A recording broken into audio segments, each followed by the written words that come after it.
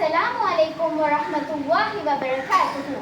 நான் இன்று உங்கள் முன்னிலே முஹம்மது நபி ஸல்லல்லாஹு அலைஹி வஸல்லம் அவர்களை பற்றி சிறு வசனங்களை கூறி செல்வதற்காக வந்துள்ளேன். முஹம்மது நபி ஸல்லல்லாஹு அலைஹி வஸல்லம் அவர்கள் ஒரு மனிதர். அவர் தெய்வாம்சம் பொருந்தியவர் அல்ல, கடவுளின் மகன் அல்ல, கடவுளின் அவதாரமும் அல்ல. எல்லோரையும் போல் நான் இறைவனின் அடிமை என்று தன்னை பற்றி அவர் கூறினார்.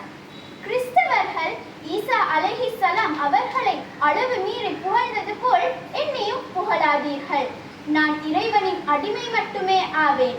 எனவே என்னை இறைவனின் அடிமை, அவனது தூதர் என்றே கூறுங்கள்.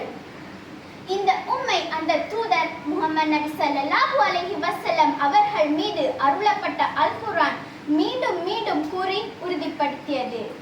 இந்த வகையில் மனிதர்களுக்கு இல்லாத விசேட ஆற்றங்கள் கொண்டவனாக நான் இல்லை என்றும் முஹம்மது நபி ஸல்லல்லாஹு அலைஹி வஸல்லம் அவர்கள் கூறினார்கள்.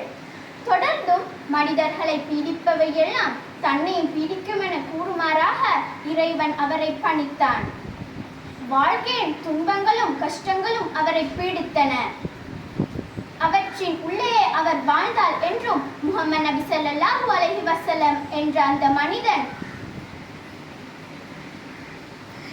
சாதாரண மனிதத்தன்மையை மேலும் விளக்குகிறது அல் குர்ஆன்.